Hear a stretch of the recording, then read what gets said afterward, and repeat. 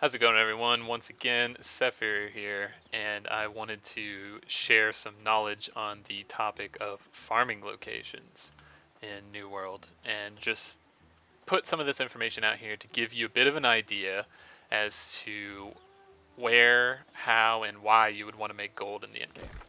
So, a few locations that I found that were very valuable um, in the end game was this one particular spot at Reekwater. It's on the eastern part of the map. This area right here, Virid Grotto. Um, this seems to be surrounded like a little cave area, and it has a ton of mobs in here. They're also weak to fire, so if you're a fire mage, this spot just gets even better. A lot of the mobs are like they explode on death, or they try to run up to you and explode. So by that logic, they have lower health. I guess the game just decides that suicide bombers get lower health. So they die very easy. So this is a great place to get weapon XP and also item drops. Um, in addition to that, this cave is littered with treasure chests, like so many. There's 20 to 30 treasure chests. I believe chests, the small ones, are on some sort of like a 10-minute timer or something like that, 5 to 10 minutes. The larger chests being like the ones that drop most of the weapons and stuff, I think is on a 30-minute timer. And then there are other chests in other areas, like elite areas, that have like a 1-day timer, but this is not this area. Um, so basically, you would just do this little route. You would go to this zone, and you would start in. You would just run through the cave, kill all the monsters, and collect all the chests. And you're going to get a lot of high-level crafting materials, because this is a level 60 zone in Reekwater. So you're going to get important things that you need, like obsidian flux, obsidian sandpaper, and these are all in high demand. As you realize, when you're crafting, you're going to run out of the things like solvents, tannins, flux, sandpaper, and things of that nature. You also get gold from the chests as well. I opened a chest one time, I got 180 gold, so I think it's just kind of RNG based on what you get. Your luck can also influence that. So if you want to put on a luck set and run through here, you will pick up significantly more items. Example of a luck piece of gear, I believe I got one in my inventory. Yep, right here. This is going to give 2.4% chance on rare items and chests and monsters. And so basically you could just slap that on and farm. Another great location would be down here in Reekwater once again, and this seems to just be a hot spot for all kinds of great materials and whatnot. You're going to take this little waypoint here, times advantage, once you unlock it, and you're going to head over to this area, Fisher's Glory and Lambent Muskeg. Around one of these zones, there's like corrupted, I guess, blight things, and you'll see like a big pool of water. There'll be these level 60 elite bears, and when you kill these bears, if you have sufficient mining, which I think is 100, you can mine the bear and he will give you Earth Quintessence, and in addition to that, he'll give you Lodestone. So Earth Quintessence is used in alchemy to create high-level potions, and also in stone cutting to create high-level gems. So this is going to be very necessary for leveling up those two professions, and also for creating like the in-game best in slot potions. Lodestone is something very nice for leveling up stone crafting, and it's one of the mining materials that you can find in the world. When you hit a mining lodestone node, you receive about 30 lodestone, maybe more if you're mining spec'd with mining gear and strength.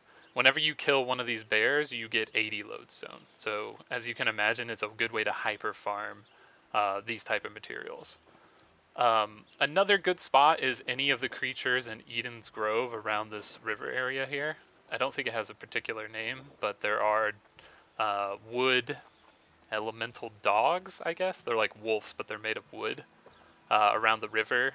In addition to that, in the Blighted Wilds up here in Shattered Mountain, there are wolves, tons of wolves that are level 62, 61, somewhere around that area.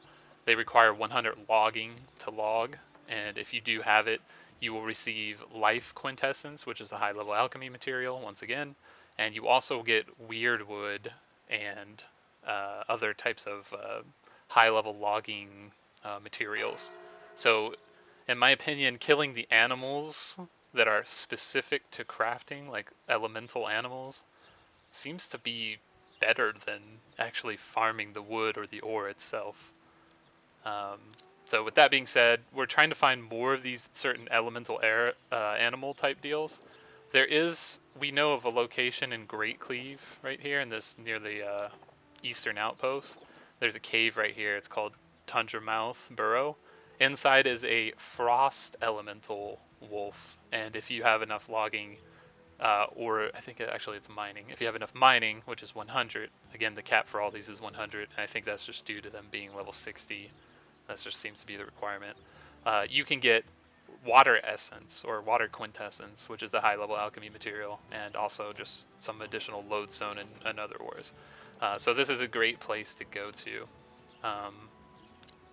One of the better spots in the game, I would say, would be this Siren Strand for high level materials. As you can see, there's a quest for the Siren Queen here. This is the Siren Queen's arena, and for some reason these have the highest level mobs in the game. Some of the monsters are elites here. They do take a group though. You're going to need at least 5 people, but maybe 10 is better, or more, to get these farmed out quickly. We went here as a guild and we killed a lot of these mobs, and we were receiving legendary materials for attuning orbs. We were receiving legendary crafting materials required to create the 600 gear score legendaries. And at the very top here, there's a name mob named Siren's Gun, and I forget the other one, but there's 2 of them, and they're actually level 66, and that is the highest level mob that I have seen in the game so far. There are high level mobs up in Shattered Mountain near Myrkgard. This is the place where Captain Thorpe is supposed to be in the storyline, but in the beta it was locked at level 45, so we didn't get to continue much further.